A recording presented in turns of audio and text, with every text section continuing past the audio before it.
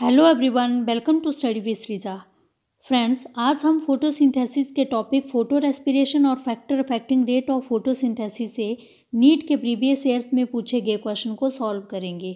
Video को start करने से पहले मैं बता दूं कि हमने अपने चैनल पर इन दोनों टॉपिक को डिस्कस किया था जो 7 और 11 मिनट्स की वीडियो हैं।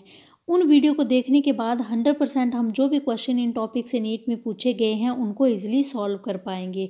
और इन दोनों वीडियो के लिंक मैंने डिस्क्रिप्शन बॉक्स में दिए हैं। डिटेल स्टडी के लिए प्लीज़ आप उन वीडियो को ज़रूर देखें। तो चलो वीडियो स्टार्ट करते हैं। फोटो रेस्पिरेशन का फर्स्ट क्वेश्चन है, the oxygenation activity of rubisco enzyme in photorespiration leads to the formation of. Photorespiration की प्रोसेस में 2 मॉलिक्यूल बनते हैं। फर्स्ट मॉलिक्यूल बनता है 2 कार्बन कंपाउंड फॉस्फोग्लाइकोलेट और एक बनता है 3 कार्बन कंपाउंड फॉस्फोग्लिसरिक एसिड। तो फर्स्ट है 2 मॉलिक्यूल ऑफ 3 कार्बन कंपाउंड, तो ये जो है वो गलत होगा।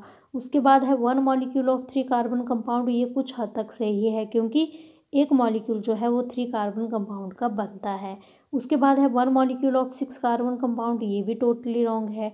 उसके बाद है 1 मॉलिक्यूल ऑफ 4 कार्बन कंपाउंड, ये भी टोटली रॉन्ग है। तो इसमें करेक्ट जो होगा वो ऑप्शन बी होगा। उसके बाद है तो process which makes major difference between the C3 and C4 plant is. तो C3 और C4 प्लांट में मेजर डिफरेंस जो होता है वो फोटो रेस्पिरेशन का होता है। C3 प्लांट में ये प्रोसेस प्रेजेंट होती है और C4 प्लांट में एब्सेंट होती है। उसके बाद है the process that make important difference between C3 and C4 plant, तो यहाँ पर भी फोटो रेस्पिरेशन ही होगा। उसके बाद है the correct sequence of cell organelle during photorespiration. तो इस सीक्वेंस को लर्न करने का ट्रिक है CPM। C से क्लोरोप्लास्ट, P से पेरिऑक्सीसोम और M से माइटोकॉन्ड्रिया। तो यहाँ पर ऑप्शन देखते हैं। फर्स्ट है क्लोरोप्लास्ट गोल्जी बॉडी, तो ये भी गलत है। उसके बाद है क्लोरोप्लास्ट एंडोप्लाज्मिक रेटिकुलम, ये भी गलत है। उसके बाद है क्लोरोप्लास्ट माइटोकॉन्ड्रिया वेरिऑक्सीसोम। ये सेल ऑर्गेनेली तो करेक्ट दी हैं पर इसका सीक्वेंस जो है वो करेक्ट नहीं है। उसके बाद है क्लोरोप्लास्ट वैक्यूल एंड पेरिऑक्सीसोम, ये भी रॉन्ग है। ये ऑप्शन जो है इसमें सीक्वेंस जो है वो गलत दिया है। क्लोरोप्लास्ट पेरिऑक्सीसोम और माइटोकॉन्ड्रिया ये करेक्ट सीक्वेंस है CPM। उसके बाद नेक्स्ट है C4 plant are more efficient in photosynthesis than C3 plant due to higher leaf area. तो B है presence of large number of chloroplast in the leaf cell. उसके बाद है प्रेजेंस ऑफ थिन क्यूटिकल और D है low rate of photorespiration. तो जब हमने C4 प्लांट डिस्कस किए थे तो हमने बोला था उनमें हाई प्रोडक्टिविटी ऑफ बायोमास होती है क्योंकि उनमें फोटो रेस्पिरेशन की प्रोसेस जो है वो एब्सेंट होती है। तो इसमें करेक्ट ऑप्शन होगा लो रेट ऑफ फोटो रेस्पिरेशन। उसके बाद है during photo respiration the oxygen consuming reaction. तो फोटो रेस्पिरेशन के टाइम पे हमने इनको पॉइंट आउट किया था कि ऑक्सीजन जो है वो कहाँ कहाँ पे कंज्यूम होती है।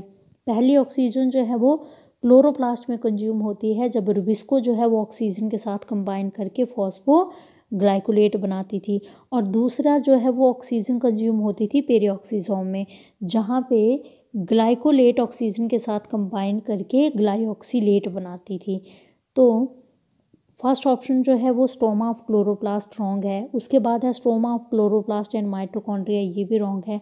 उसके बाद है स्ट्रोमा ऑफ क्लोरोप्लास्ट एंड पेरिऑक्सीसोम और ग्रेना ऑफ क्लोरोप्लास्ट एंड पेरिऑक्सीसोम, क्योंकि फोटो रेस्पिरेशन जो है वो डार्क रिएक्शन है, वो स्ट्रोमा में होता है, इसीलिए यहाँ पे करेक्ट ऑप्शन होगा स्ट्रोमा ऑफ क्लोरोप्लास्ट एंड पेरिऑक्सीसोम, क्योंकि ग्रेना के अंदर जो है वो लाइट रिएक्शन होता है। तो करेक्ट ऑप्शन C। उसके बाद है which one of following is wrong in relation to the photorespiration. पहला है it occur in chloroplast, correct है। उसके बाद है it occur in day time only, ये भी करेक्ट है। उसके बाद है it is a characteristics of C4 plant, ये गलत है क्योंकि C4 प्लांट में फोटो रेस्पिरेशन नहीं होती है। फोटो रेस्पिरेशन जो है वो करेक्टरिस्टिक फीचर है C3 प्लांट का। उसके बाद है photorespiration is favoured by high temperature and low oxygen, ये गलत है क्योंकि फोटो रेस्पिरेशन के लिए हाई जो है वो ऑक्सीजन लेवल चाहिए और CO2 का लेवल जो है वो लो चाहिए। तो दूसरा है हाई ह्यूमिडिटी एंड टेम्परेचर, ये भी रॉन्ग है। तीसरा है high oxygen and low CO2, ये C जो है वो करेक्ट है। उसके बाद है the substrate for photo respiration is, तो फोटो रेस्पिरेशन का सबस्ट्रेट जो है वो ग्लाइकोलेट होता है, 2 कार्बन कंपाउंड होता है ये ग्लाइकोलेट, वो इसका सबस्ट्रेट है। उसके बाद है फैक्टर अफेक्टिंग फोटोसिंथेसिस के question, with reference to factor affecting the rate of photosynthesis which of following statement is not correct.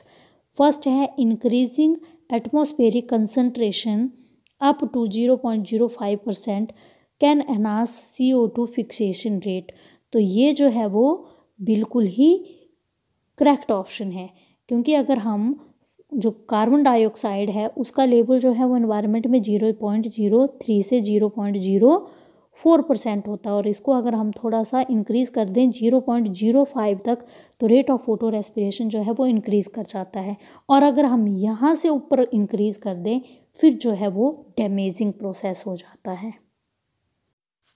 Option number B, C3 plant respond to high temperature, this one is wrong, because C3 plant जो है वो high temperature को नहीं low temperature को respond करते हैं, और C4 plant जो है वो हाई टेम्परेचर को रिस्पॉन्ड करते हैं, इसीलिए C3 प्लांट को टेम्परेट और C4 प्लांट को ट्रॉपिकल प्लांट्स बोलते हैं, तो ऑप्शन नंबर बी जो है वो रॉन्ग है।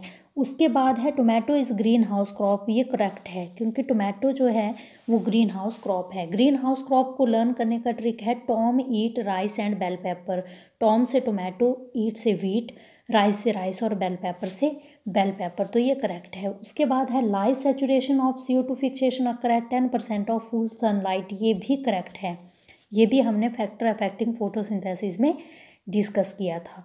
उसके बाद है plant adapted to low light intensity है, तो जो प्लांट लो लाइट इंटेंसिटी में अडेप्टेड होते हैं, फर्स्ट है large photosynthetic unit size than the sun plant, तो ये करेक्ट है, फर्स्ट वन इज करेक्ट।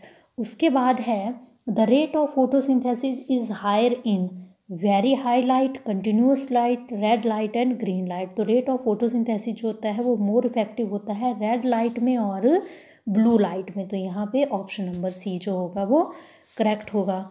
उसके बाद है the law of limiting factor was proposed by, तो इसको दिया था ब्लैकमैन ने, तो ऑप्शन नंबर सी करेक्ट। उसके बाद है at a temperature above 35 degree Celsius the rate of photosynthesis will decline earlier than that of respiration, rate of respiration will decline earlier than photosynthesis, there is no fix pattern और both decline simultaneously, तो जैसे ही temperature जो है वो increase करता है atmosphere में CO2 की कंसनट्रेशन जो है वो लो होती है और ऑक्सीजन की कंसनट्रेशन जो है वो हाई होती है, इसीलिए रेट ऑफ फोटोसिंथेसिस जो है वो डिक्लाइन करता है और फोटो रेस्पिरेशन जो है वो इंक्रीज़ करता है, तो इसमें फर्स्ट ऑप्शन होगा A, rate of photosynthesis will decline earlier than rate of that of respiration. उसके बाद नेक्स्ट है during monsoon the rice crop of eastern state of India show lesser yield due to limiting factor of, तो इसमें correct होगा light. तो friends ये थी आज की वीडियो, अगर आपको वीडियो अच्छी लगी हो तो वीडियो को लाइक करें, शेयर करें और चैनल को सब्सक्राइब करें। Thank you.